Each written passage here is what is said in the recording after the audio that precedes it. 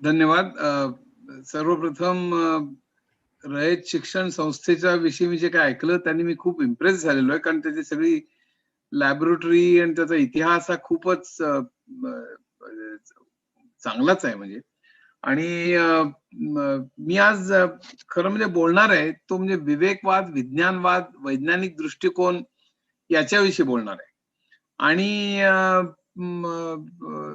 खरं म्हणजे आपल्या देशातली शिक्षणाची परिस्थिती खूप गंभीर आहे. रयत शिक्षण संस्था आहे त्याला अपवाद आहे असं म्हणायला पाहिजे खरं म्हणजे. कारण मी माझ्या अनर्थ पुस्तकात दिलंय त्याप्रमाणे अनेक सरकारी ज्या शाळा आहेत त्यांचं त्यांचं आरोग्य फार काही चांगलं नाहीये. म्हणजे त्याचं स्टॅटिस्टिक्स जर का बघितलं तर आपल्याला धक्का बसेल. म्हणजे 72% ह्याच्यामध्ये प्रयोगशाळा नाहीत, 72% मध्ये कम्प्युटर नाहीत. म्हणजे जे मॉडर्न व्हिजन आपण म्हणतो, जे रयतने स्वीकारलेलं आहे त्याच्यानुसार आपली शिक्षण व्यवस्था म्हणजे खरोखरच आयसीयू मध्ये आहे. जशी आपली आरोग्य व्यवस्था आयसीयू मध्ये आहे तशीच ही पण 40%च्यात मुलींना टॉयलेट नाही वगैरे अशा तऱ्हेच. तर हे जे सगळं आहे त्या सगळ्यामध्ये एक महत्वाचा भाग असा की आपण शिक्षणावरती खर्च खूप कमी करतो. आणि 6% जीडीपीचा आपण खर्च केला पाहिजे असं वर्ल्ड बँक सगळ्यांनी सांगितलेलं आहे. पण आपण 2.8% 3% जेमतेम करतो खर्च. अर्थातच त्यामुळे दुर्लक्ष होतं आपलं शाळेत.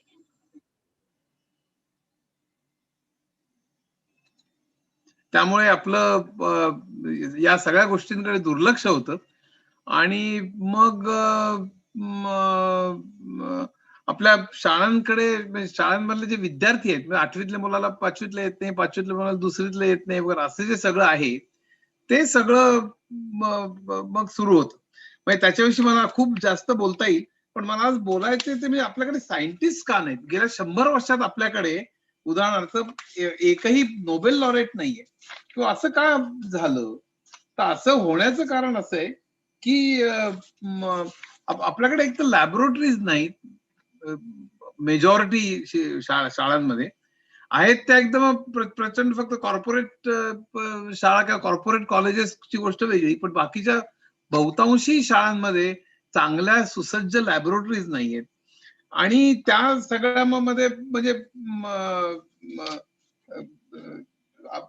आपल्याकडे जर का स्टॅटिस्टिक्स तुम्ही बघाल तर भयंकर विचित्र स्टॅटिस्टिक्स आहे. म्हणजे आपल्याकडे ऍस्ट्रॉलॉजर्स जास्त आहेत, ऍस्ट्रॉनॉमर्स पेक्षा ऍस्ट्रॉलॉजर्स जास्त आहेत, म्हणजे ज्योतिषीच जास्त आहेत आपल्याकडे.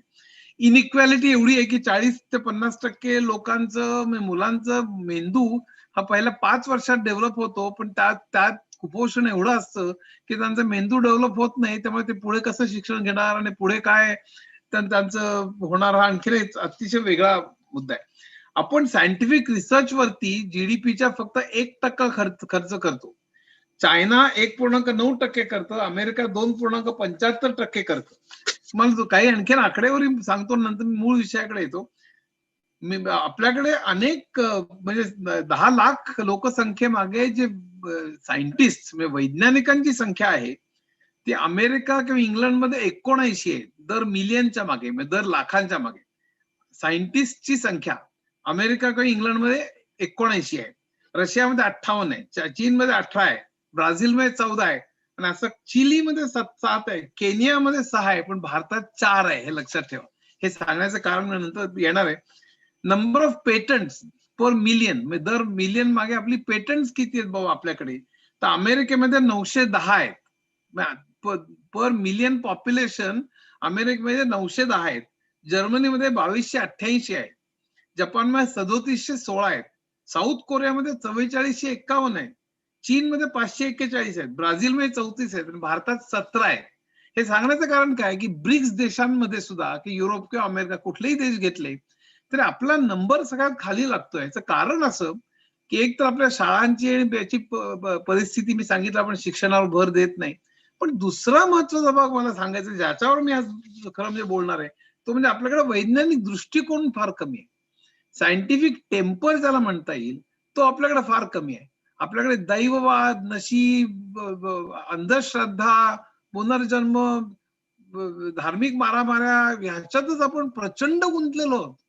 म्हणजे हा त्याच्यात सगळ्यात भयंकर महत्वाचा भाग आहे. मी तुम्हाला सांगतो, म्हणजे अमेरिकेत बऱ्याच वेळा जातो त्यावेळी रविवारी ते सगळे चर्चमध्ये जातात आणि चर्चमध्ये गेल्यानंतर तिथे तो काय काय काय काय बोलत असतात ती मंडळी, ते टीव्हीवर दाखवत असतात.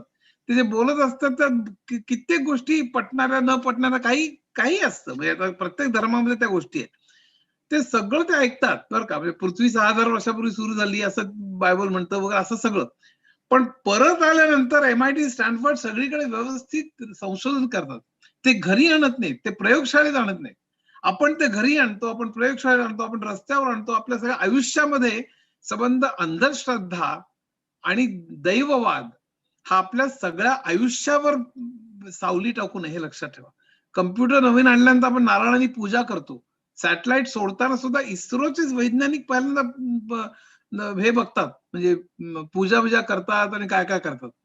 आपण राफेलची विमानं घेतली तेव्हा पहिल्यांदा पूजा केली त्याची. सांगण्याचा काय उद्देश आहे की आपल्या संपूर्ण वागणुकीतच मुळे प्रचंड मोठ्या प्रमाणावर आपलं दैववाद आणि अंधश्रद्धा भरलेली.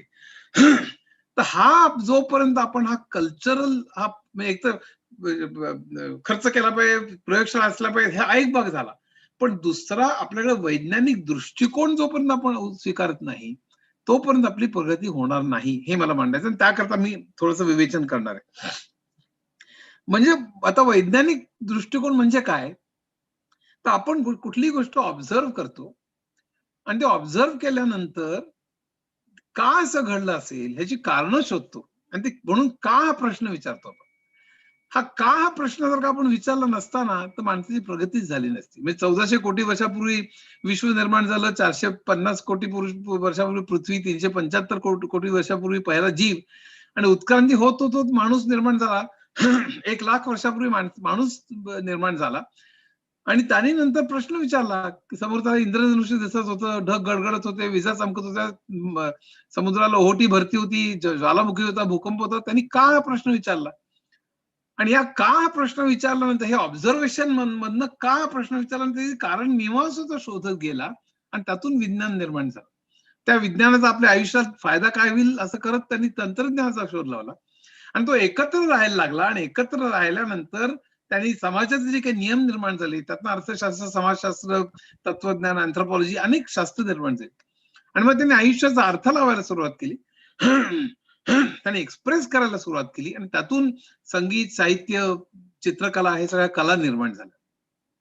तर हा जो सगळा प्रवास आहे माणसाचा, त्या का हा प्रश्न विचारल्यापासून सुरुवात झाली. त्यांनी का हा प्रश्न विचारला नसता तर आपण सगळे आता मानाखाली घालून चरत बसलो असतो गवत. तर हे जे कुतूहल आहे, तर वैज्ञानिक दृष्टिकोन म्हणजे काय, की आपण गोष्टी ऑब्झर्व करतो, का प्रश्न विचारतो, त्यातला हायपोथेसिस म्हणतो की असं घडलं असलं पाहिजे.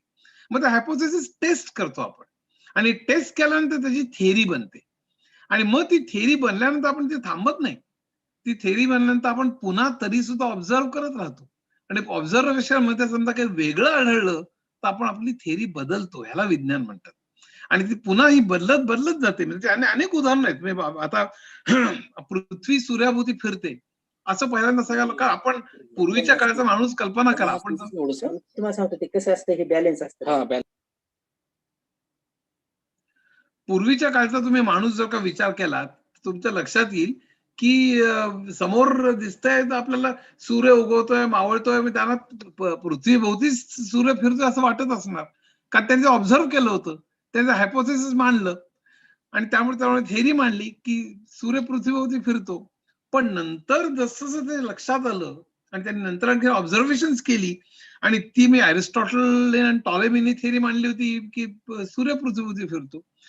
पण त्यानंतर कोपर्निकस आला, त्यानंतर मग टायको ब्राहे आला, त्यानंतर केपलर आला आणि गॅलिलिओ आला. आणि या सगळ्यांनी नंतर मग थेरीनी प्रूव्ह केलं, ऑब्झर्वेशन पहिल्यांदा खरं म्हणजे ब्राहेने आणि केपलरने ऑब्झर्वेशन केली. आणि मग गॅलिलिओने या सगळ्या मंडळींनी नंतर मग असं सांगितलं की पृथ्वी सूर्याभोवती फिरते म्हणून. तर हा जो बदल आहे हा वैज्ञानिक दृष्टिकोन म्हणतात. दुसरं काय इंटरेस्टिंग उदाहरण सांगतो, गुरुत्वाकर्षण. अरिस्टॉटलची गुरुत्वाकर्षणाची थिअरी फार गंमतशीर होती. मग त्याला अॅनिमिझम म्हणतात. म्हणजे सजीव माणसाप्रमाणेच निर्जीव वस्तू वागतात असं म्हणायला त्या थिअरीला अॅनिमिझम म्हणतात.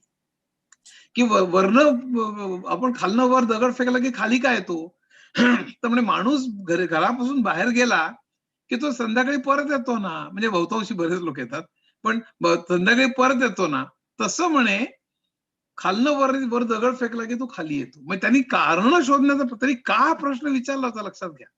त्याच्या परीने त्यांनी उत्तरं दिली होती. आपल्याला सगळीकडे दिसतं बायोलॉजी सगळीकडे इतके गंमतशीर इतिहास आहे सायन्सचा सगळा, की माणसाने का हा प्रश्न विचारला त्यावेळेला आणि त्यांनी उत्तर गुरुत्वाकर्षणाचं त्याच्यात शोधलं. नंतर न्यूटन आला आणि न्यूटननी पहिल्यांदा गुरुत्वाकर्षणाचा शोध लावला. आपल्याला माहिती तो झाडाखाली बसला आणि वगैरे वगैरे त्याच्याविषयी आता वाद खरंच बसला होता की नाही. पण मुख्य म्हणजे काय की दोन पृथ्वी फळाला आकर्षित करते, त्याच्यामुळे गुरुत्वाकर्षण होतं आणि त्यामुळे तो ते खाली येत. पण त्याच्यानंतर गंमत काय झाली, त्यांनी ती थेरी मांडली. त्यामुळे न्यूटनचं सगळ्यात सिक्सर बुद्धीची अशी की ते फळ ज्यामुळे खाली पडतं पृथ्वीवरती, त्यामुळेच पृथ्वी आणि इतर अनेक ग्रह सूर्याभोवती फिरतात आणि त्यामुळे गॅलेक्सी सुद्धा इतर कशाच्या भोवती तरी फिरतात. म्हणजे संपूर्ण विश्वाच्या गतीचं कोड त्यांनी एका क्षणात सोडवलं होतं. ही बुद्धीची एक प्रचंड मोठी सिक्सर होती माझ्यामध्ये. तर हा जो सगळा प्रकार आहे, पण तरी माणसं ऑब्झर्व करत राहिली. मग प्रत्येक ग्रहावरती फोर्सेस जे येतात ते अनेक इतरांचे येतात ना. म्हणजे पृथ्वीवरती सुद्धा फोर्स काय फक्त सूर्याचे येत नाही, इतरही अनेक ग्रहांचे पण फोर्सेस येतातच की अट्रॅक्शनचे. तर त्यामुळे प्रत्येक ग्रहाचं जे काही ऑर्बिट असतं, म्हणजे त्याचं ग्रहण कक्षा म्हणू आपण त्याला, ते या सगळ्या यांची जी काही बेरीज गोळाबेरीज होते, त्याच्यामुळे त्याची तो ज्या तऱ्हेने कक्षा त्याची त्याच्यामुळे ठरते या सगळ्यांची बेरीज म्हणून. आणि इतर सगळ्या ग्रहांची जे काही ऑर्बिट होतं ते त्यांनी सगळ्या बेरजावजाव काय करून वगैरे काढलं की बरोबर आहे, न्यूटनच्या नियमाप्रमाणे सगळं चालतंय. पण त्यांना एकदा एका ग्रहाचं जे ग्रहण कक्षा होती ती काही बरोबर सापडेल ना त्यांना, कारण ते न्यूटनच्या नियमाप्रमाणे बसत नाहीये. कारण त्याच्या अवतीभोवती जे काही ग्रह आहेत त्यांच्या सगळ्या फोर्सेसची बेरीज केली तर ती त्या ग्रहाची गती त्याप्रमाणे ठरत नाहीये. मग काहीतरी गडबड असली पाहिजे. म्हणजे मग काहीतरी आणखीन एक ग्रह तिथे असला पाहिजे की जो आपल्याला दिसत नाहीये, का आपण अजून शोधलेलं नाहीये, असं त्याने हायपोथेसिस मांडलं. आणि नंतर मग ते टेस्ट केलं आणि ते टेस्ट केल्यानंतर आज ज्याला नेपच्यून म्हणतो आपण, तो त्याला नंतर सापडला. सांगण्याचं कारण काय की किती गंमत असते बघा, की तुम्ही ऑब्झर्व करता, ऑब्झर्वेशन मध्ये बसलं नाही की तुम्ही तरी का हा प्रश्न विचारता, का विचार शोधत जाता. आता समजा तो नेपच्यून सापडला नसता तर न्यूटनची थिअरी त्यांना बदलावी लागली असती. पण नेपच्यून सापडला आणि न्यूटनची थिअरी बरोबर आहे हे त्यांच्या लक्षात आलं. पण गंमत अशी की त्यानंतर अनेक वर्षांनी त्यांनी पुन्हा ऑब्झर्वेशन करायला सुरुवात केली आणि बुध हा जो ग्रह हे आहे बुध, तर बुधाची गती कशी असते की तो ती कक्षा जी असते ती थोडी थोडी थोडी बदलत जाते. म्हणजे ती जी फिरते ज्या ज्या कक्षेमध्ये ती थोड्या अंशाने बदलत जाते, पुन्हा थोड्या अंशाने बदलते, पुन्हा थोड्या अंशाने बदलते आणि इतक्या बारीक बारीक बारीकीने बदलत जाते की प्रत्यक्षामध्ये ती 23,143 वर्षांनी 23,143 वर्षांनी पुन्हा पहिल्यासारखी फिरायला लागते. ती बदलत बदलत बदलत बदलत पुन्हा पहिल्यासारखी 23,143 वर्षांनी बदलत जाते. हे ही खरी गोष्ट आहे. म्हणजे त्यांनी ऑब्झर्वेशन म्हणून काढलं, म्हणजे त्यांनी ऑब्झर्व केलं की किती ते बदलते, किती बदलते, मग पुन्हा पहिल्यासारखं व्हायला किती वेळ लागेल, तर 23,143. पण न्यूटनचे जर का आपण नियम बघितले की इतर त्याच्यावर बुधावरती इतर सगळ्याचे कसे फोर्सेस आहेत त्याच्यावरनं जर का काढलं किती वर्ष लागतील त्याला मूळ कक्षेला यायला, तर ते 23,321 येत होते. मग पहिलं 23,143 होतं आणि हे 23,321 होतं. त्यावरून त्यांच्या लक्षात आलं की न्यूटनच्या थेअरीमध्ये काहीतरी गडबड आहे म्हणून. आणि ती गडबड आईन्स्टाईननी सोडवली आणि आईन्स्टाईननी जेव्हा जनरल थिअरी ऑफ रिलेटिव्हिटी मांडली, आईन्स्टाईनची जनरल थिअरी ऑफ रिलेटिव्हिटी खरं म्हणजे ग्रॅव्हिटीचीच थिअरी आहे, की त्याच्या थिअरी प्रमाणे जर का गणित केली तर ती बरोबर आता जे ऑब्झर्वेशन आपल्याला मिळतं 23,143 ती आईन्स्टाईनच्या इक्वेशन प्रमाणे आपल्याला मिळतात. मग न्यूटनच्या थिअरीमध्ये चूक काढून किंवा त्याच्यावरती एक ऍडव्हान्समेंट केली आईन्स्टाईननी आणि जनरल थिअरी ऑफ रिलेटिव्हिटी मांडली. हे सांगतोय का मी तुम्हाला की वैज्ञानिक दृष्टिकोन म्हणजे काय, तर ऑब्झर्वेशन करायचं, त्याच्यावर काही हायपोथेसिस मांडायचं, का हा प्रश्न विचारून असं का घडतंय बाबा आजूबाजूला, का हा प्रश्न विचारून हायपोथेसिस मांडायचं आणि त्याच्यावरून आपण नियम मांडायचे आणि ते नियम पडताळून बघायचे आणि पुन्हा ऑब्झर्व्ह करत राहायचं. जर का चुकीचं काय आढळलं तर पुन्हा आपले नियम बदलायचे. हा वैज्ञानिक दृष्टिकोन. हा वैज्ञानिक दृष्टिकोन आपण जोपर्यंत अवलंबत नाही मेंदूचं पण असंच झालं. लोकांना वाटायचं की आपलं मन जे असतं ते हृदयात असतं. म्हणजे पूर्वी इजिप्तमध्ये तर लोक भावनांचा हे करायचं म्हणजे हृदय कापून ठेवायचे. आपलं हिंदी सिनेमात असतं तर मेरा दिल ते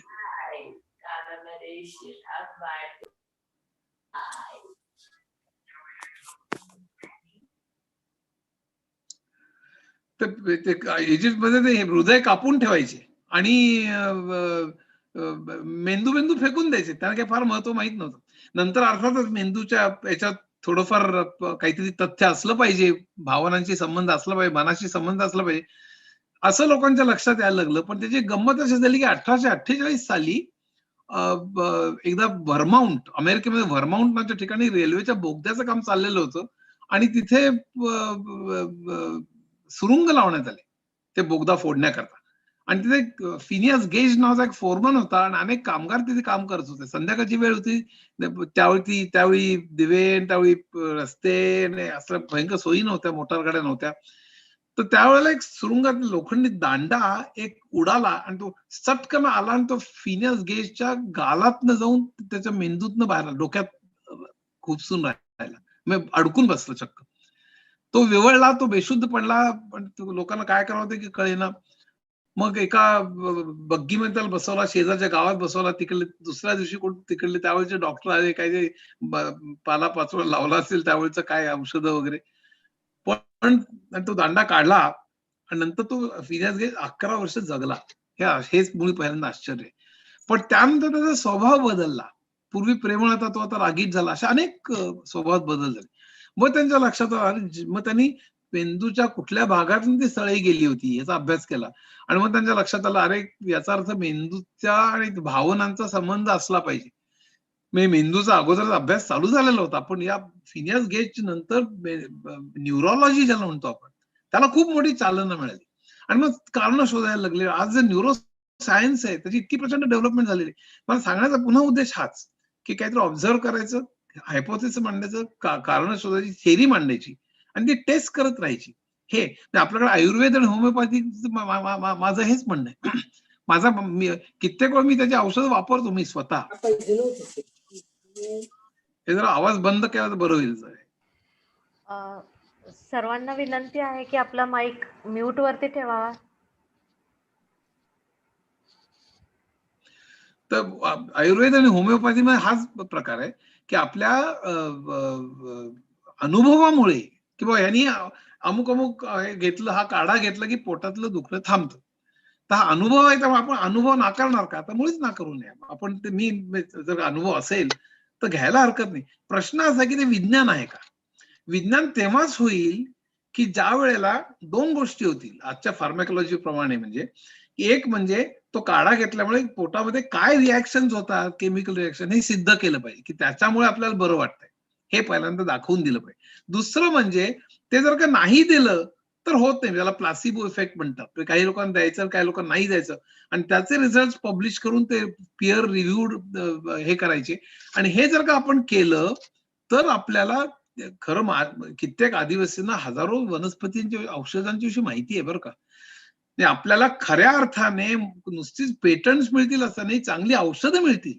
तेव्हा शेकडो लॅबोरेटरीज हे केल्या पाहिजे, तिथे हजारो वनस्पतींवरती संशोधन झालं पाहिजे, त्याची कारणं शोधली पाहिजे आणि आपलं प्रचंड मोठी प्रगती निर्माण होईल. आणि आपल्याला आयुर्वेद, होमिओपॅथी जे काय असेल, आपली इतरही आणखीन ज्या पॅथीज असतील त्या सायंटिफिक बेसिसवरती आपल्याला त्या ठेवता येतील. नुसतं आम्हाला दादा बाबाने बोला आहे याच्यावरती न ठेवता आपल्याला त्याचं सायन्स चांगलं निर्माण करायचं. हा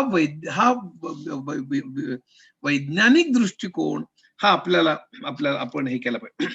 आता याच्यातलं काय होतं की आपल्याला अनेक गोष्टींची उत्तर माहित नाही. कित्येक म्हणतात सायन्सला लिमिटेशन जातो, आपल्याला सगळ्यांची उत्तरं थोडीच माहिती. खरी गोष्ट आहे, आपल्याला सगळ्यांची उत्तरं माहित नाही. पण सायन्स म्हणजे हा ऍडव्हान्स होणारी गोष्ट आहे.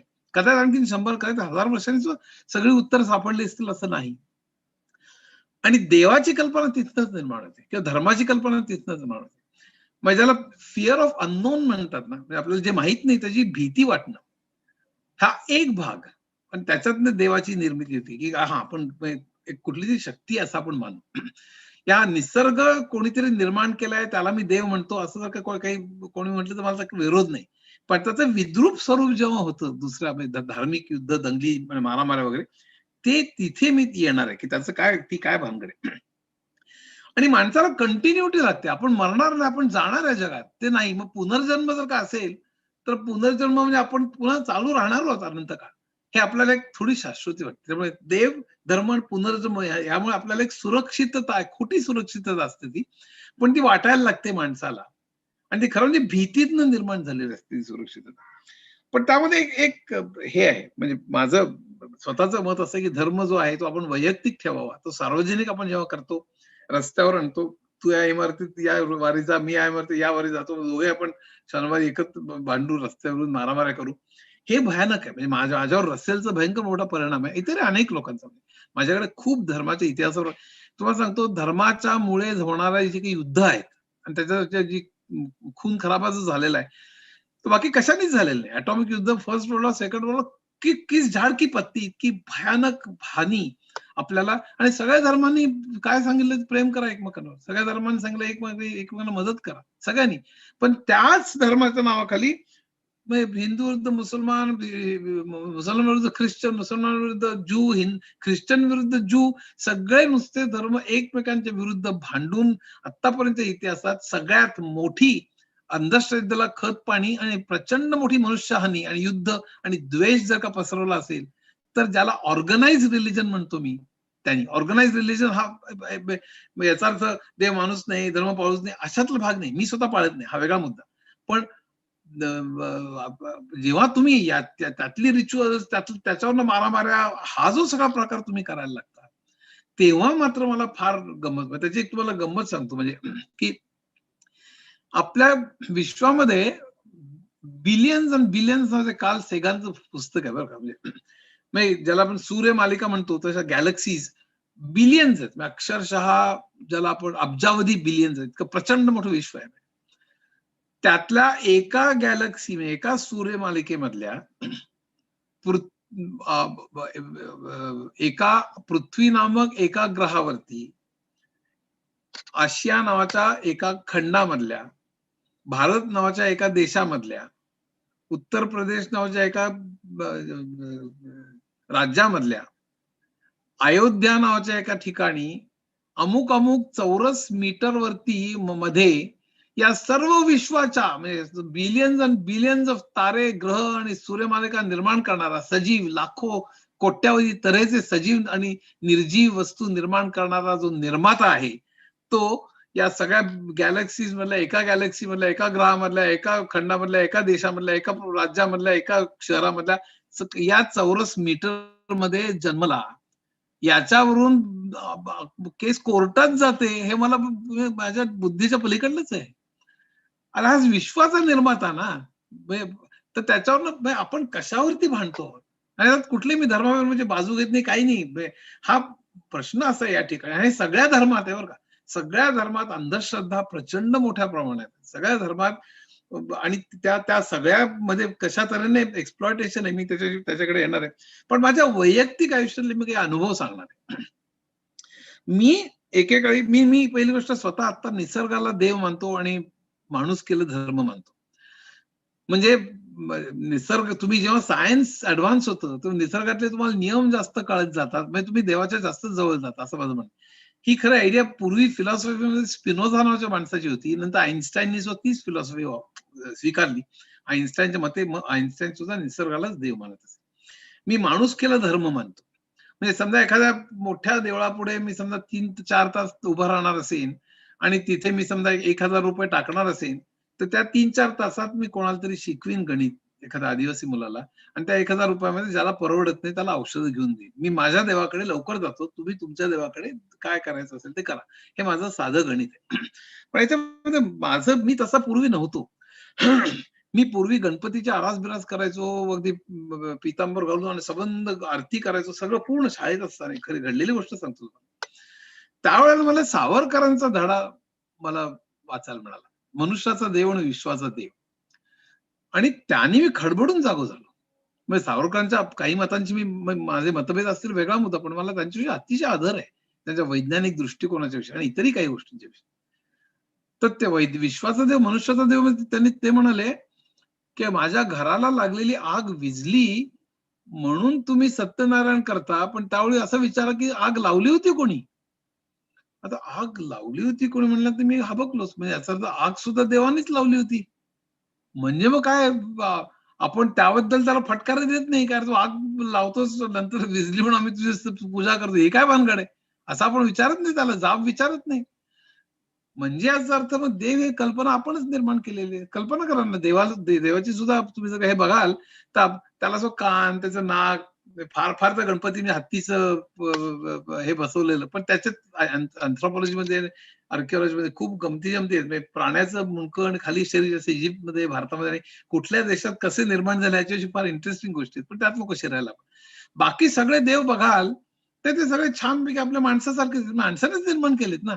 जर का देवानी सगळे सजीव, सगळे हजारो लाखो तऱ्हेचे सजीव आणि निर्जीव वस्तू जर निर्माण केल्या असतील तर त्यांनी फक्त माणसासारखे कसे तो कपडे, माणसासारखे हे नाक, डोळे, हे कसं शक्य आहे. तर त्याचा कारण माणसानेच तो निर्माण केलेला आहे. मग मी विचार केला की मला हे देव कोणाच्या बाजूने, हा सगळ्या सजीवांवरती हा जर का रक्षण करणारा जर का असेल तर मग सिंह पण तो निर्माण करतो आणि हरिण पण तो निर्माण करतो, मग तो आहे कोणाच्या बाजूने, असं मला आणखीन वाटायला लागलं. मग लक्षात आलं की अरे त्यामध्ये देवाचा संबंध एथिक्सची आहे का, म्हणजे मोरॅलिटीशी आहे का, की जे वाईट वागतात त्यांचं तो वाईट करतो, चांगलं वागतात ते त्यांची तो चांगलं वागतो. पण अरे आपल्या समोर तर तसं दिसत नाही, काळा बाजारवाले आनंदात राहतात, त्यांचे महाल आहे तिथे छानपैकी, सगळे चांगले वागणारे लोक चांगलं, वाईट वागणं वाईट, असं काही होत नाही. पण 3 दिवसाचं मूल मरतं जेव्हा, तेव्हा त्या मुलाने काय वाईट केलेलं असतं की तो मरतं म्हणून. मग अशा वेळेला मग धर्मांनी फार मजा केली, की पुनर्जन्म काढला, की अरे मागच्या जन्मी काहीतरी घडलं असलं पाहिजे. म्हणजे तुम्ही सगळं बोबलतच बसला, आता शोधणार कसं मागच्या जन्मी काय झालं काय नाही. म्हणजे त्या मुलाने मागच्या जन्मी कधी पाप केलं असलं पाहिजे म्हणून तो 3 दिवसानंतर मेला म्हणल्यावर प्रश्न, वादविवादाचा प्रश्न संपला. असं ते सगळं ते गोंधळात. पण मग माझ्या लक्षात आलं की त्याला काही अर्थ नाहीये. आणि मग मी बरंच पुढच्या काळात तर खूपच वाचलं, रसेल आणि इतर अनेक सायन्स अँड सोसायटी पुस्तक सुंदर आहे, वाचा तुम्ही.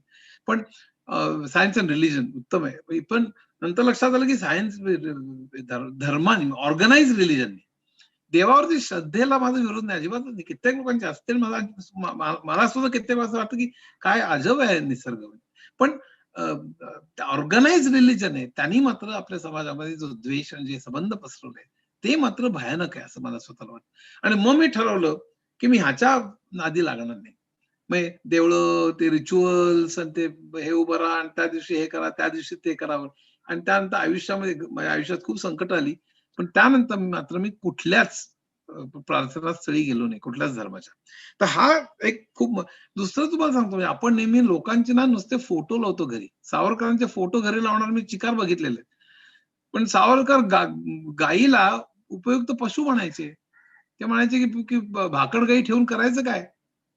मग मी इनफॅक्ट कित्येक लोकांना, आणि सावरकरांनी कोकणामध्ये जातीविरुद्ध लढा पण निर्माण केला होता.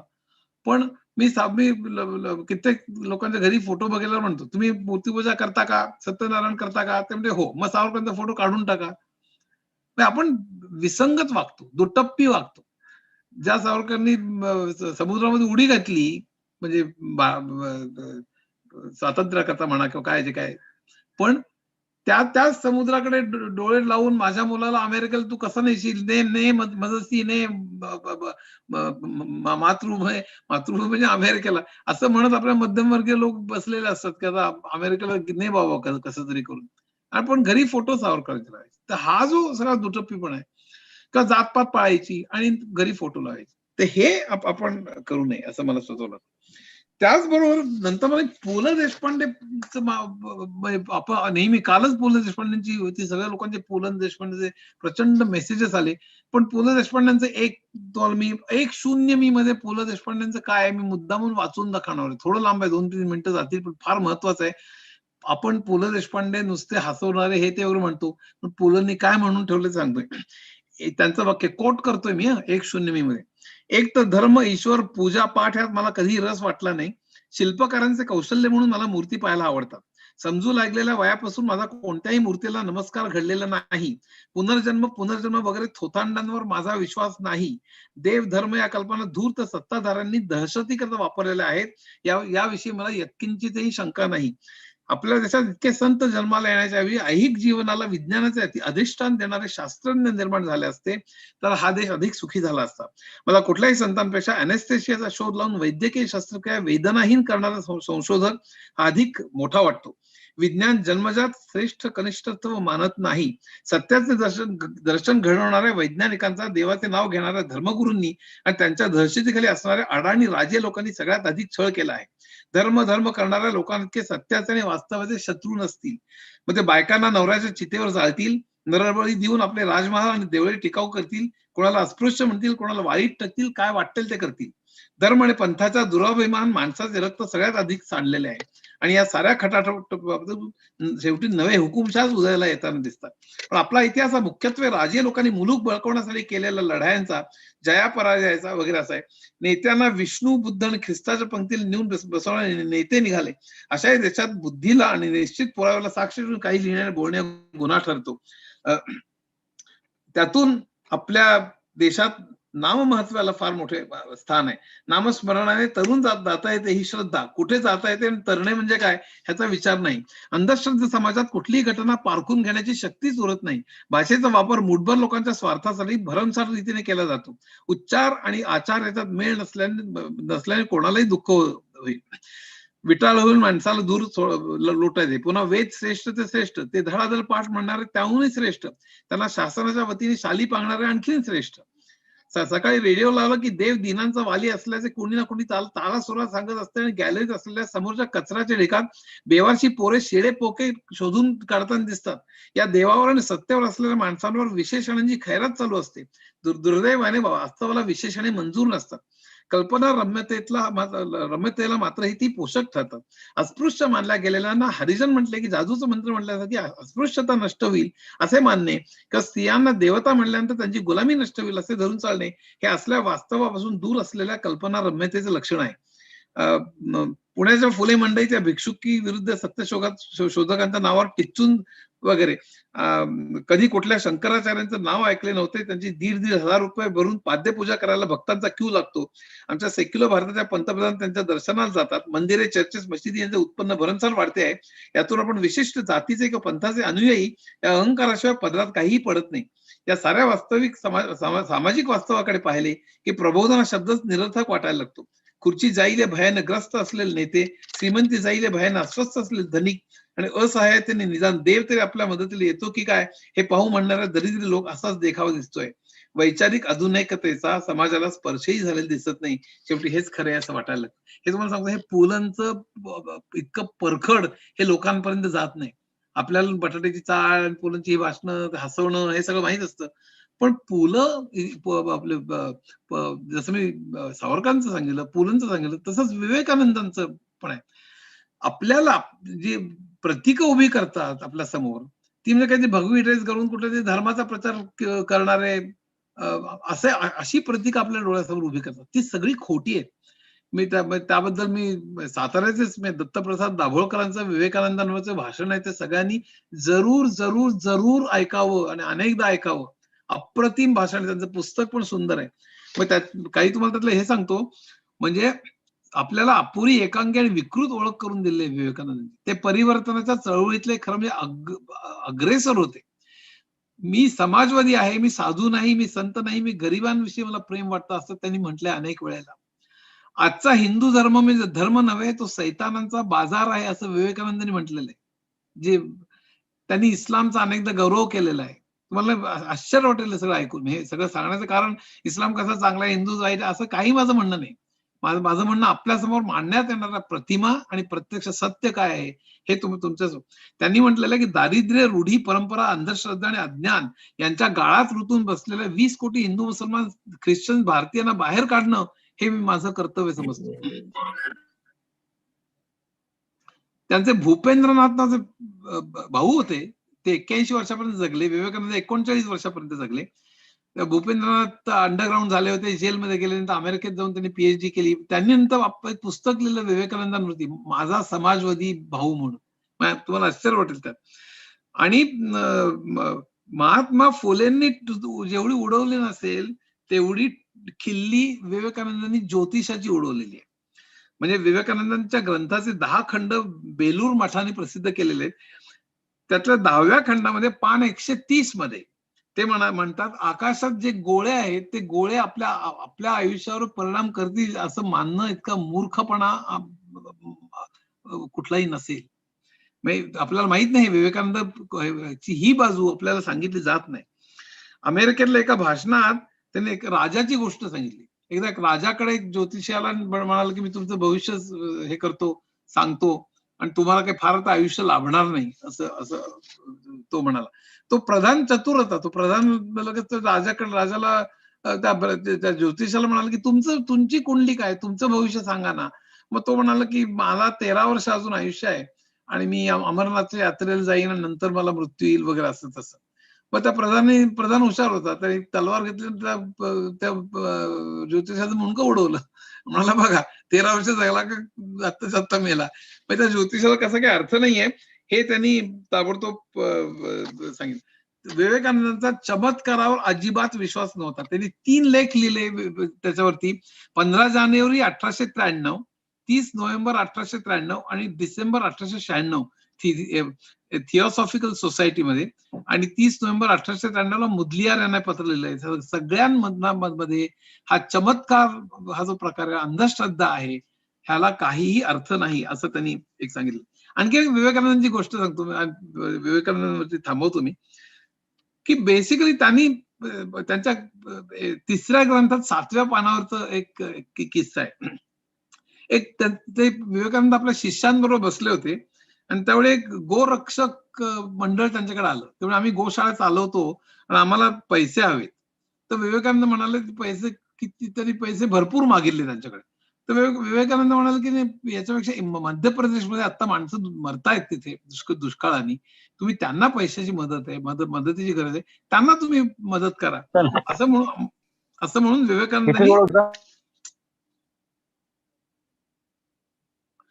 म्हणून विवेकानंदांनी त्यांना उत्तर दिलं. आणि त्यानंतर हे म्हणाले, ती जी माणसं आली होती ती म्हणाली पण गाय आपली माता आहे, तुम्ही असं का म्हणताय. त्यावेळी मात्र विवेकानंद खूप चिडले. ते म्हणाले की चिडले, ते हसायला लागले. ते म्हणे माता आहे का, मग आपलं बैल म्हणजे आपला बाप आहे का, आता मला आई वडील आपले कोण आहे ते कळलं, आता मला म्हणजे कोणाकरता मला काम करायचंय हे मला कळलं. म्हणजे तुम्हाला सांगतो मी की या ठिकाणी आणखीन गंमत त्यांनी सांगितली की त्या मध्य प्रदेशमध्ये लोक जे मरतायत ते गेल्या जन्मीच्या पापामुळे मरतायत असं त्या लोकांनी वाद केला. की ते सनातनी होते. ते म्हणले मागच्या जन्मीच्या पापामुळे ते मध्य प्रदेशमध्ये लोक मरतायत, त्यांना कशाला मदत करायची. त्यावेळी विवेकानंद हुशार होते. ते म्हणजे तसं जर का असेल तर आत्ताच्या गायी तुमच्या ज्या मरतायत त्या पण त्यांच्या मागच्या जन्मीच्या पापामुळे मरतायत, त्यांना कशाला वाचवायला जाताय तुम्ही. तर हा जो युक्ती होता ही खरी घडलेली गोष्ट आहे बरं का, ही घडलेली गोष्ट आहे. त्यांचा पुनर्जन्मावर विश्वास नव्हता, त्यांचा अंधश्रद्धेवर विश्वास नव्हता, त्यांचा समान धर्मावर विश्वास होता. लोकांना इथे खूप प्रचार त्यांच्याबरोबर केला की मुस्लिम यांनी मुद्दामून जबरदस्तीने धर्म हे केलेलं आहे, वाटवलेलं आहे वगैरे. त्यावेळी विवेकानंदांनी ठाम उत्तर दिलेलं आहे की आपल्याकडे जाती व्यवस्था याला कारणीभूत आहे. उच्च जातीयांनी खालच्या जातीयांवर केलेल्या अत्याचारांमुळे लोक वेगळ्या धर्माकडे वळलेले आहेत. आपण पहिल्यांदा जाती व्यवस्था नष्ट केली पाहिजे. मला असं वाटतं हे सगळं सांगण्याचं कारण असं की विवेकानंदांचं खरं जे काही रूप होतं, त्यांनी दलितांच्या जातीविरुद्ध नुसतं एवढं नाही, दलितांना आरक्षण दिलं पाहिजे, दलितांना इनफॅक्ट इतरांच्या 7-7 पट जास्त शिक्षक ठेवले पाहिजे, ते आपल्यापेक्षा मागे आहेत, त्यांना पुढे कसं आणलं पाहिजे, असं सगळं अनेक बाबतीत त्यांचे जे विचार होते ते प्रचंड पुढारलेले होते. पण आता एवढं सगळं असलं तर मी आणखी दोन गोष्टींच्या विषयी बोलणार आहे आणि थोडस मी आवर्त घेईन. एक महत्वाचं वाक्य, नशिबाचं काय करायचं. या नशिबाचा माझा स्वतःचा नशिबावर विश्वास आहे, पण नशीब म्हणजे योगायोग या अर्थाने विश्वास आहे. म्हणजे काय की मी समजा घरातनं निघालो आणि मग जाता माझ्या डोक्यावरती दरड पडली आणि मी मेलो, तर आता मी त्याच वेळी जाणं, मी 10 मिनिटांनी गेलो असतो तर कदाचित मी वाचलो असतो वगैरे, असं जे सगळं आहे तर तो योगायोग आहे. पण वरनं दरड खाली पडली त्याला गुरुत्वाकर्षणच कारणीभूत आहे. माझं डोकं फुटलं त्याला मेंदूचं फुटणं, त्यातले स्नायू ते खलास होणं, त्याने हार्टवर ब्रेन सगळा परिणाम होणं, मी मरणं, ही जी सगळी क्रिया आहे या सगळ्याच्या मागे वैज्ञानिकच कारण आहे. हे सगळं जग हे वैज्ञानिक कारणांनीच चाललेलं आहे. कारण म्हणजे कार्यकारण यांनीच हे चाललेलं आहे. फक्त इतक्या असंख्य अनंत गोष्टी एकाच वेळी चाललेल्या आहेत की त्या सगळ्या मी कंट्रोल करू शकत नाही. मी नशिबाची व्याख्या बघा कशी करतोय. मी कंट्रोल करू शकत नाही. उदाहरणार्थ मी माझ्या मला डायबिटीस होतो कारण माझ्या आई वडिलांना डायबिटीस असतो. मी कंट्रोल करू शकतो का ते? ते नाही, त्याला मी नशीब म्हणतो. पण मला का होतो डायबिटीस, ते जेनेटिक, त्याचं कारण मला माहिती आहे. ते कारण वैज्ञानिक आहेत. नशिबाचा नशीब वरती विश्वास असणं म्हणजे अवैज्ञानिक नाही हे लक्षात ठेवा. नशिबावरती विश्वास ठेवणं म्हणजे कुठल्याही गोष्टीची कारण वैज्ञानिकच आहेत, पण ती मला होणं जे माझ्या कंट्रोलमध्ये नाही त्याला मी नशीब म्हणतो. आणि म्हणून माझा नशिबावर विश्वास. पण कित्येक लोक म्हणतात नशीब म्हणजे दिले असेल हरी देईल खाटल्यावरी, म्हणजे आपल्या कपाळावर लिहिलं जर का असेल तर आपण थोडक्यात आपण प्रयत्न कशाला करायचे, त्याला आर्ग्युमेंट लोक म्हणतात नाही पण तरी नशीब जरी असलं तरी प्रयत्न कर ना. तू प्रयत्न केलास तर पास होशील किंवा आणखी मार्क मिळवशील. अरे पण तुला जर का प्रयत्न केल्यानंतर जर का तुला बदलता येत असेल काही गोष्ट तर मग नशिबाने लिहिलेल्याला काय अर्थ राहील. पण आर्ग्युमेंट फिलॉसॉफिकल खूप कॉम्प्लिकेटेड होतो. ते म्हणतात की नाही तू प्रयत्न करशील आणि त्यामुळे तुझं भविष्य सुधारेल, हे सुद्धा नशिबात अगोदर लिहून ठेवलेलं आहे. पण ते कॉम्प्लेक्स आहे, त्यात मी आता शिरत नाही. पण मुख्य म्हणजे असं आहे की नशीब म्हणजे पूर्व नियोजित सगळं आहे. आणि त्याची फिलॉसॉफिकल रूट्स म्हणजे न्यूटोनियन डिटर्मिनिझम आणि मग नंतर हायझेनबर्गचे अनसर्टनिटी प्रिन्सिपल वगैरे, असं कॉम्प्लिकेटेड. मी आता त्याच्याविषयी बोलत आपल्याला वेळ नाही. पण नशिबाचा अर्थ मी एकाच स्तराने घेतोय की माझ्या जे कंट्रोलमध्ये नाही ते इतक्या गोष्टी आहेत या जगामध्ये, त्याला मी नशीब असं असं म्हणतो. पण प्रत्येकाला वैज्ञानिकच कारण असतं. तर ते आपण शोधलं पाहिजे, त्याचे का प्रश्न विचारला पाहिजे, तरच आपली प्रगती होईल, ह्याच्यावर माझा पूर्ण विश्वास.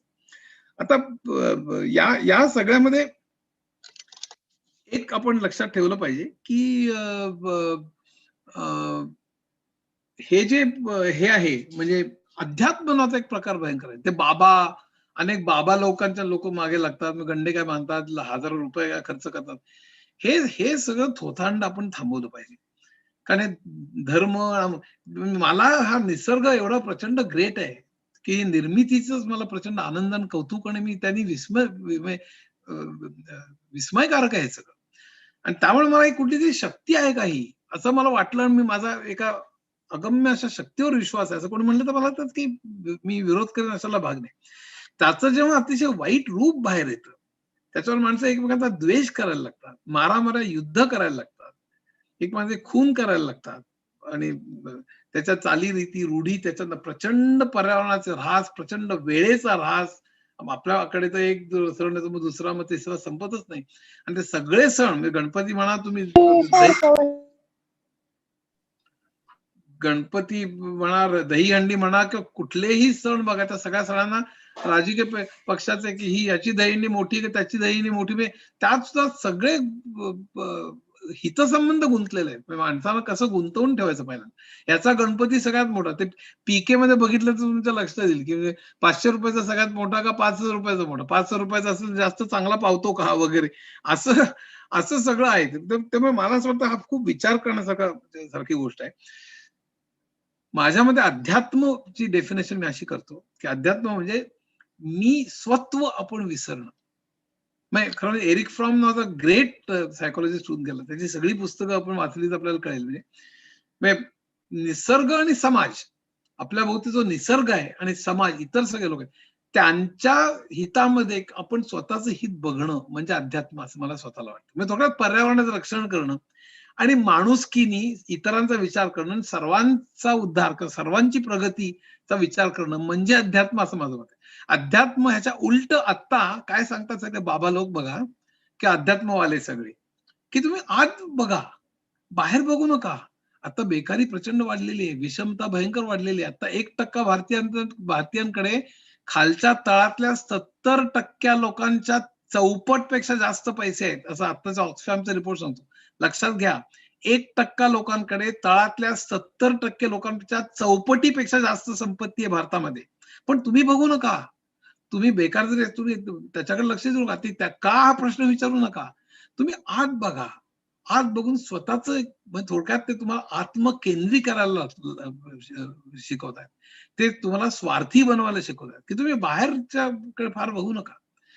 मला असं वाटतं उलट, की निसर्गाचं संरक्षण करणं म्हणजे पर्यावरणाचं संरक्षण करणं, जी आजची विकास नीती आपल्याला करू देत नाही. सातत्याने चंगळवादी वस्तू तयार करायच्या, प्रचंड ऑटोमेशन वापरायचं, प्रचंड ऊर्जा खर्च करायची, प्रचंड कार्बन एमिशन करायचं, कॉन्सन्ट्रेशन करायचं, त्यामुळे बेकारी वाढते, चंगळ वाढतो, प्रदूषण वाढतं. त्याची कारणं शोधू नका तुम्ही, त्याला विरोध नका करू. तुम्ही आत बघा आणि शांती आतमध्ये मिळवा. हे आपल्याला जे सांगतं, हे माझ्यामध्ये अतिशय आपल्याला पूर्णपणे मुद्दाम म्हणजे कार्यशील आपण कसे राहणार नाही आणि अन्यायाच्या विरुद्ध कसे आपण उभं राहणार नाही, हे करण्याकरता ही सगळी बाबा मंडळी आपल्याला, आणि त्यांना आपण पुन्हा पैसे देऊन त्यांच्या भाषणात जातो आणि त्यांना आपण आणखीन जास्त हे करतो. तर मला असं वाटतं मग अध्यात्माचा वेगळा अर्थ शोधला पाहिजे. अध्यात्म तुम्हाला जर आत्मकेंद्री बनवत असेल तर तो खरा अध्यात्म नाही. अध्यात्म खरा म्हणजे तुम्हाला निसर्ग आणि इतर माणसांशी जोडणार असला पाहिजे, असं मला स्वतःला वाटतं. पण तो फार मोठा विषय, आपण त्याकडे नको यायला. आपल्याला किती वेळ आहे तर आपण आणखी 10 मिनिटं बोलू शकतो, पण नाही तर मी थांबवीन, कारण मला वाटतं उशीर झाला असेल का मॅडम? चालेल सर, बोला की. हा, तर एकच मी शेवटला मुद्दा सांगतोय, की हे जे वैज्ञानिक दृष्टिकोन आहे, तो फक्त नॅचरल सायन्सेसला लावून चालणार नाही. तो आपल्याला सोशल सायन्स सुद्धा लावला पाहिजे. कारण कित्येक वेळा मी बघितलं, कित्येक चळवळी असतात त्या म्हणजे बुवाबाजीच्या विरुद्ध अमुक आणि खूप चांगल्या, अतिशय चांगल्या, माझा खूप चांगला जवळचा संबंध आहे, मी कित्येकांना मदतही करतो, फार चांगली मंडळी ती. पण मला असं वाटतं तितकी जबरदस्त मोठी चळवळ आपण सामाजिक चळवळ उभी केली पाहिजे, की जी सामाजिक प्रश्नांकडे सुद्धा काय दृष्टीने विचार करायला आपल्याला शिकवायला पाहिजे. उदाहरण सांगतो. उदाहरण आपल्यामध्ये एकच उदाहरण, माझ्याकडे अशी खूप उदाहरण आहेत. माझं लेक्चर ऐकून कंटाळून जाल, नाही तर 2-3 तास मला बोलावं लागेल. पण मी एक 10 मिनिटात एक उदाहरण, फक्त 5-7 मिनिटात उदाहरण सांगून मी थांबवणार आहे. लोकसंख्या वाढीमुळे आपली लोक गरीब आहेत, ही आपली एक ठाम समजूत आहे लोकांची. लोकसंख्या वाढीमुळे आपल्यामध्ये चिकार गरिबी आहे. तर आणखीन त्याच्यामध्ये आणखीन एक खेळ आहे, की मुसलमानांमध्ये 4-4 बायका करायला लागतात, त्यामुळे त्याच्यामध्ये लोकसंख्या जास्त होते, असे आणखीन अतिशय मोठा अपप्रचार करतात लोक. मी त्यांना फक्त गणित विचारतो बरं का, म्हणलं अरे जर का मुसलमानांमध्ये जर का 4-4 बायका केल्यामुळे लोकसंख्या वाढत असेल, तर मग मुसलमानांमध्ये बायकांची संख्या चौपट नको का? म्हणलं तर एकदम गडबडतात बरं का, काहीतरी गडबड आहे बरं का ह्याच्यात. कारण प्रत्येकाला 4-4 बायका असतील तर त्यांचे चौपट बायका पाहिजेत, पण ते काही शक्य होत नाही. खरी परिस्थिती अशी आहे, की आपल्यामध्ये स्त्रियांची परिस्थितीच एवढी भयंकर वाईट आहे. स्त्री भ्रूण हत्येपासून ते स्त्री शिक्षणामध्ये त्या मागे आहेत, जॉब्स मध्ये, नोकऱ्यांमध्ये मागे आहेत, त्याच कामासाठी त्यांना पगार कमी मिळतो, त्यांचं जे घरकाम असतं ते जीडीपी धरलं जात नाही, त्याचा ड्रॉपआउट रेट जास्त आहे, असे अनेक, त्यात पुन्हा डोमेस्टिक व्हायलन्स आहे, बलात्कार आहे, अनेक आहे. एक 8-10 प्रकारे त्यांच्यावर अन्याय होतो. पण या स्त्री भ्रूण हत्येमुळे ऑन द कॉन्ट्ररी आज भारतामध्ये 1000 पुरुषांच्या मागे 943 बायकांचं प्रमाण आहे, लक्षात ठेवा. अतिशय वाईट प्रमाण आहे. आणि ते हळूहळू खाली जाऊन 900, 4-4 बायका, कुठला 100 बायको, म्हणजे बेसिकली असं आहे की काही अत्यंत 0.01% मध्ये 4 बायका असतील. पण स्टॅटिस्टिकलीच हे आर्ग्युमेंट चूक आहे, पण तरी लोक करत असतात. पण आपण सध्या ते बाजूला ठेवू. सध्या फक्त लोकसंख्येमुळे गरिबी येते की नाही ह्याच्याकडे आपण सध्या लक्ष देऊ. तर हा जो सगळा प्रकार होता, तो पॉल एलरिच नावाच्या माणसाने पॉप्युलेशन बॉम्ब नावाचं पुस्तक लिहिलं 1968 साली, आणि नंतर त्यांनी पॉप्युलेशन एक्सप्लोजन एक पुस्तक लिहिलं 1990 साली. त्याचं रूट आहे ते माल्थस नावाच्या इकॉनॉमिस्टनी पूर्वी एक लेख लिहिला होता, एसे ऑन पॉप्युलेशन, की पॉप्युलेशन जॉमेट्रिक प्रपोर्शननी वाढते, म्हणजे 1, 3, 9, 27 किंवा 1, 2, 4, 8 वगैरे, आणि लोकसंख्या ही जॉमेट्रिक प्रपोर्शन वाढते, आणि अन्नाचा पुरवठा मात्र अरिथमेटिक प्रपोर्शन, म्हणजे 1, 2, 3, 4, 5 असा वाढतो. अर्थातच ज्याला एलिमेंट 4थीतला गणित येतं त्याला कळेल की काही वर्षातच लोकसंख्या फारच पुढे जाईल, अन्न पुरवठा कमी पडेल, त्यामुळे दुष्काळ, मारामारी, युद्ध वगैरे सगळं होईल, असं त्यांनी मालथसने सांगितलं. युद्ध मारामारा ठीक होतं, पण मालथस दुष्काळ वगैरे पण म्हणाला. म्हणजे त्यावेळी पाऊस पडणार नाही याचा काही खरं संबंध नाही. त्यावेळी मालथस हा मेटाफिजिकल बोलतोय असं अनेक लोक म्हणायला लागले. प्रत्यक्षात मालथसची थेरी पूर्ण चुकीची ठरली. प्रत्यक्षामध्ये लोकसंख्येची वाढ जॉमेट्रिक प्रोपोर्शन आणि फूडची अरिथमेटिक प्रोपोर्शन झाली नाही. त्यामुळे इंग्लंडमध्ये सुद्धा मालथसची थेरी कचऱ्यात टाकण्यात आली. पण भारतावर जेव्हा इंग्लंडने राज्य करायला सुरुवात केली, भारत गरीब व्हायला लागला, भारतात दुष्काळ पडायला लागले, मग भारतात गरिबीचं कारण काय द्यायचं बाबा? त्यावेळी त्यांना पुन्हा मालथस आठवला. त्याने मालथसची थेरी उकळून काढली आणि ती आपल्या भारतात आणली, भारतात लावली, भारताला पाठ्यपुस्तकात लावली. आणि भारतातला जो वरिष्ठ वर्ग होता त्याला सुद्धा गरिबीची कारण द्यायचीच होती गरिबांसाठी. कारण त्यांना ब्रिटिश राजमध्ये चांगली व्यवस्थित पोझिशन मिळाली होती, त्यांना ते हवं होतं. तर त्यांनी पण मालथसची थेरी उचलून धरली, ती पाठ्यपुस्तकात आली आणि त्या सगळे लोक मालथसचं जय जयकार करायला लागले की लोकसंख्येमुळे ही सगळी हे आहे. प्रत्यक्ष ती परिस्थिती काय तुम्हाला सांगतोय. प्रत्यक्ष काय आहे की स्त्री शिक्षण, प्रत्यक्ष शिक्षणाचा प्रसार. आज आपल्याकडे 23% लोकांना शिक्षण नाही आपल्याला माहिती आहे. आणि जे शिक्षित आहेत त्यांच्यासोबत ते कशा तऱ्हेचे तुम्हाला आता सांगितलं की 8वीतला 5वीतला येत नाही, 5वीतला दुसरीतला येत नाही वगैरे असं. त्यामुळे खऱ्या अर्थाने सुशिक्षित आणि असे लोक खूप कमी राहतात. तर शिक्षणाचा प्रसार होणं, स्त्री शिक्षणाचा प्रसार होणं, गरिबी आणि बेकारीचं उच्चाटन जरी नसलं तरी खूप प्रमाण कमी होणं, बरं का, मृत्यूदर कमी होणं, हे फार मोठं महत्वाचं कारण आहे की फर्टिलिटी रेट कमी होणं, म्हणजे मुलं कमी होण्याचं हे सगळ्यात महत्वाचं काम आहे. ह्याचं कारण असं की तुम्ही कल्पना करा, म्हणजे माझ्या स्वतःच्या म्हणजे आजोबा पणजोबांच्या काळामध्ये त्यांना 11-11, 12-12 मुलं होत असत. एवढंच कसं अमेरिकेमध्ये 4 पिढ्यांच्या अगोदर 10-10, 11-11, 12-12 मुलं होत असत अमेरिकेमध्ये सुद्धा. ह्याचं कारण त्यातली किती जगतील हे माहित नसायचं, ही बरीचशी मरायची. आणि त्यावेळी शेतीप्रधान देश असल्यामुळे अनेक पिढ्यांच्या पूर्वीची गोष्ट सांगतोय की त्यावेळेला शेती जास्त असायची, इंडस्ट्री एवढं डेव्हलप झालेलं नसायच्या. 100 वर्षापूर्वीची गोष्ट सांगतोय मी. त्यावेळेला मुलांची शेतीमध्ये मदत लागायची आणि मुलं जगायची कमी. त्यामुळे जास्त मुलं होण्याचं प्रमाण त्यावेळी वाढलेलं होतं जगभर. जशी शिक्षणाचा प्रसार झाला, जशा इंडस्ट्रीज वाढल्या, जसा मृत्यूदर कमी झाला, तसा हा ज्याला फर्टिलिटी रेट म्हणतात तो आपोआप कमी व्हायला लागला. पण भारतात काय झालं की हा जो हे आहे मेडिकल प्रोग्रेसमुळे, ज्या मुलांना 5 मुलं झाली, 6 मुलं झाली, पण मेडिकल प्रोग्रेसमुळे ते त्यांचं मृत्यू होण्याचं प्रमाण थोडंसं कमी झालं. त्यामुळे आज तुम्ही बघाल तर गरिबांमध्ये चिकार जास्त मुलं दिसतात, श्रीमंतांमध्ये मात्र 1 किंवा 2 याच्यावर ते थांबतात.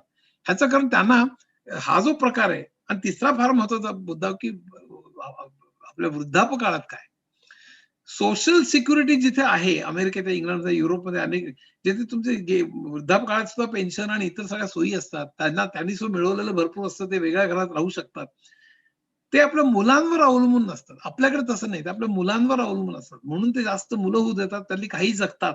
ही सगळी सोशल कारण आहेत, शिक्षण, गरिबी, बेकारी, ही कारणं सोडून नुसतंच लोकसंख्या, हे लोक नुसतं मुलं जास्त होऊ देतात म्हणून गरिबी असं म्हणणं हे अनसायंटिफिक आहे. हे आता अनेक स्टडीज वरून सिद्ध झालेलं आहे. मी येल युनिव्हर्सिटी, मी आता सांगत बसत नाही, खूप ठिकाणी त्याचा रिसर्च झालेला आहे. कारण मीमांसा काय आहे, लोकसंख्येमुळे गरिबी का गरीब असल्यामुळे, बेकार असल्यामुळे, शिक्षण कमी असल्यामुळे लोकसंख्या जास्त आहे, ह्यातलं खरं कारण काय हे आता लोकांच्या लक्षात आलं. पण तुम्हाला सहज म्हणून सांगतो की 1950च्या मध्ये ज्याला फर्टिलिटी रेट म्हणतात, म्हणजे प्रत्येक स्त्रीला किती मुलं होत असत, तो 5 होता 1950च्या दशकामध्ये जगामध्ये. आणि ज्याला रिप्लेसमेंट रेट म्हणतात, की ज्या रेटला जितके मरतात तेवढेच पुन्हा जिवंत होतात, जन्माला येतात, त्यामुळे एकंदर पॉप्युलेशन स्थिर राहते.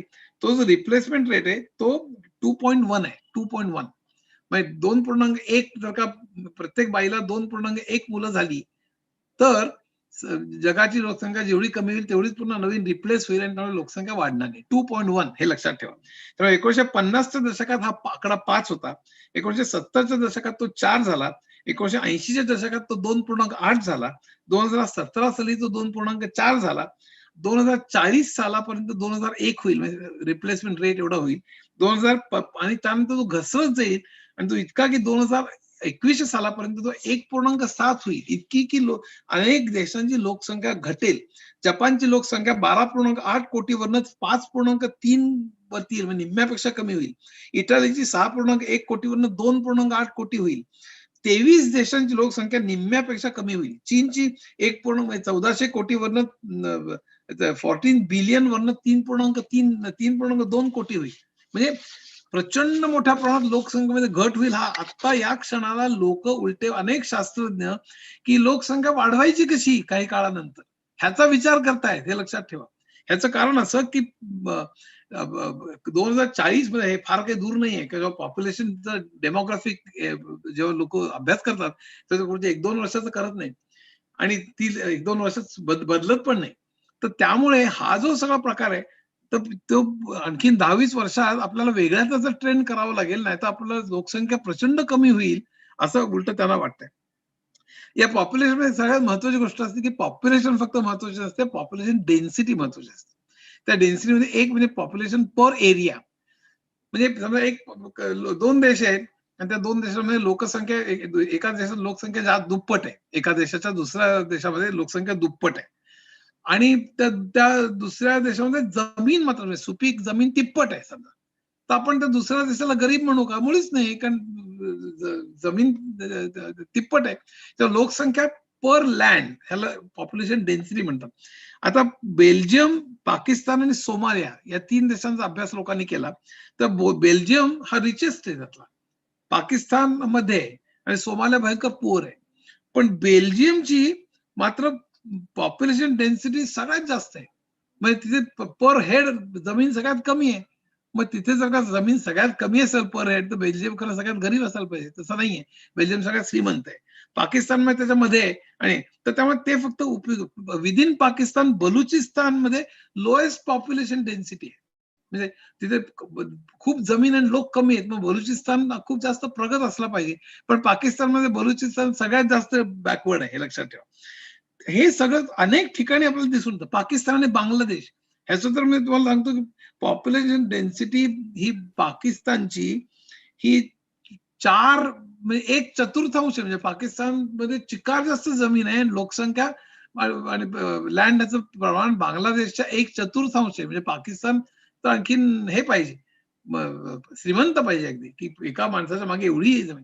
पण बांगलादेश प्रचंड पुढे गेलेलं आहे, म्हणजे बांगलादेशचं पर कॅपिटल जीडीपी हे भारताच्याही पुढे आहे, हे लक्षात ठेवा. आणि हे फक्त जमिनीचे विषय झालं. इतर का तुम्ही हे धरलं म्हणजे खनिज संपत्ती, पाणी आणि इतर संपूर्ण रिसोर्सेस जर का धरले आणि किती रिसोर्स, लोकसंख्या मागे, प्रत्येक रिसोर्सेस मागे किती लोकसंख्या हे जर का बघितलं तर भारताची स्थिती ही जपान, युरोप आणि ऑस्ट्रेलियापेक्षाही चांगली आहे, हे लक्षात ठेवा. तर फक्त लोकसंख्या हे कारणीभूत नाहीये. लोकसंख्या जर का तुम्ही पॉप्युलेशन डेन्सिटी म्हणजे फक्त जमीन धरली किंवा पर रिसोर्सेस धरले तर भारताची स्थिती नक्की चांगली. तरी भारत गरीब आहे का? ह्याचं कारण भारतावर 150 वर्ष ब्रिटिशांनी राज्य केलं, त्याप्रमाणे आपली अर्थव्यवस्था वेगळ्या निर्माण झाली. त्याला इतर अनेक कारण आहेत, त्याला माझं तुम्हाला पुन्हा एकदा लेक्चर ठेवावं लागेल. पण मुख्य महत्वाचा मुद्दा की फक्त लोकसंख्येमुळे हे गरीब होत असं नाही. ऑन द कॉन्ट्ररी, केरळमध्ये आणि सगळ्यात युरोपमध्ये, अमेरिकेमध्ये जेव्हा त्यांचं लोकशिक्षण वाढलं, स्त्री शिक्षण वाढलं, त्यांची संबंध एक आर्थिक परिस्थिती सुधारली, स्त्रियांना बाहेर कामं मिळायला लागली, फक्त घरी पुन्हा म्हातारपणी त्यांची काळजी घेणारी काहीतरी व्यवस्था निर्माण झाली, त्यावेळेला त्यांची मुलं हे करण्याची संख्या आपोआपच कमी झाली. तर ते आपण केलं पाहिजे. ते करण्याची नुसतं त्यांना दोष देणं की त्यांना मुलं जास्त होतात म्हणून ते गरीब आहेत, ह्याच्यामध्ये सायकोलॉजिकल कारण लक्षात घ्या की एकदा ते आपण केलं ना की जबाबदारी आपली टळते. तेच जबाबदार आहे त्यांच्या गरिबीला, तेच त्यांनाच मुलं जास्त होतात, तेव्हा आपल्याला काळजी करण्याचं कारण आहे. तेच आळशी आहेत, ते दारू पितात, ते मुलं जास्त करतात म्हणून ते गरीब आहेत. एकदा म्हटलं की आपल्याला पुन्हा ती कारण मीमांसा करण्याची हे सगळं कशाला मी सांगितलं की नॅचरल वर्ल्ड मध्ये अतिशय चांगले गुण मिळवणारे इंजिनियर्स, डॉक्टर्स, टॉप IITतली मंडळी सुद्धा सामाजिक कारणाच्या बाबतीमध्ये मात्र वैज्ञानिक दृष्टिकोन दाखवत नाहीत. तर मला असं वाटतं की मी आता कन्क्लूड करतो 2 मिनिटात की बेसिकली आपण काय केलं पाहिजे असं मला वाटतं. मी ह्याच्या पुढे देवावरचा विश्वास मंदिरात जाऊ नका वगैरे, तो तुमचा वैयक्तिक विषय. मला नेहमी विंदा करंदीकरांचे खूप आवडतं की देव धर्म हे आपलं वैयक्तिक असं आपल्या घरात असं. विंदा करंदीकरांच्या बायकोचा विश्वास होता, ती पूजा बिजा वगैरे त्या करायच्या, यांचा अजिबात नव्हता. पण ते म्हणाले माझा व्यक्ती स्वातंत्र्यावर विश्वास आहे, त्याला करायचं असेल तर करू. आणि मला अगदी एक्झॅक्टली तसंच वाटतं. पण मी दुसऱ्यावर काही लादणार नाही. पण मला स्वतःला ते रस्त्यावर आलं आणि रस्त्यावर ते मारामाऱ्या, त्याच्यात ते पॉलिटिकल हे, त्याच्यात ते पैसे, त्याच्यातलं काळा बाजार, ते देवळांमधलं सोनं, त्यातनं ते बाबांमध्ये होणारे केसेस आपण बघतोय कित्येक, हा बाबा तो बाबा, हे जे सगळं आपल्या भोवती त्याच्यातनं होणारे हत्या, युद्ध, हिंसा, द्वेष, हे जेव्हा बघतो तेव्हा मी म्हणतो हे नाही, ह्याच्यात मी पडणार नाही बाबा. मी ह्याच्यात कधीही पडणार नाही. मी मागे सांगितलं तसं निसर्ग देव माणूस किंवा देव धर्म मानेन आणि आणि अध्यात्म म्हणजे निसर्ग आणि माणूस किंवा इतर माणसं ह्यांच्यामध्ये मी स्वतःला बघणं, म्हणजे स्वत्व विसरणं, हा खरा अध्यात्म आहे असं माने. नुसतं आतमध्ये बघा आणि बाहेरच्या जगातलं विसरा आणि त्यातला अन्याय बघू नका, हा खोटा अध्यात्म आहे. हा आणि त्या सगळ्या आध्यात्मिक गुरु भयंकर मटेरियलिस्टिक आहेत. विमानातनं जातात तर ते प्रचंड मोठी अब्जावधी डॉलर्सची संपत्ती त्यांची, हे लक्षात ठेवा. त्यामुळे ते असला अध्यात्म मला मान्य नाहीये. आपण मला ओळख जर का माझी कोणी करून द्यायची म्हटली तर मला एकच वाक्यात मी शेवट की जो समान संधी करता तरी झटतो, जो जात म्हणजे जन्मापासून निर्माण होतात ना, जे तुम्ही स्वतः कमावलेले नाहीत ना, मग धर्म, जात, रंग, वर्ण, जेंडर, याच्यामध्ये एवढी इनइक्वॅलिटी आज. धर्मामध्ये इनइक्वॅलिटी आहे, जातीमध्ये इनइक्वॅलिटी आहे, संपत्तीमध्ये इनइक्वॅलिटी आहे, जेंडरमध्ये, ही जन्मामध्ये आलेली, ती मला मान्यच नाही. आपण यामध्ये समानता आणण्याकरता झटणारा, माणुसकीने वागणारा, विवेकवादी, चळवळीतला एक माणूस, अशी माझी जर का ओळख करून दिली किंवा नाहीतर आज म्हणजे एरिक फ्रॉम म्हणतो तसं की तुम्ही काय आहे त्याच्यापेक्षा तुमच्याकडे काय आहे अशी तुमची ओळख आज करून दिली जाते. माझ्याकडे 3 BHK, माझ्याकडे 2 BHK, माझ्याकडे BMW आहे, माझा मुलगा अमेरिकेला आहे, माझ्याकडे L1 व्हिसा आहे. माझ्याकडे काय आहे ह्याच्यापेक्षा मी कोण आहे हे सगळ्यात महत्वाचं आहे. मला वाटतं आपण प्रत्येकाने ठरवलं पाहिजे की आपली ओळख काय असली पाहिजे. आणि ही जर का आपण ओळख ठरवली आणि एक विवेकवादी म्हणून आपण जर का राहायला लागलो आणि अर्थातच खर्च वाढवला आणि इतर अनेक गोष्टी केल्या, तर आपल्याकडे नुसतं नोबेल लॉरेट सुद्धा असल्यातला भाग नाही, पण आपली प्रगती सर्वांगीण तऱ्हेने होईल असं मला वाटतं. धन्यवाद.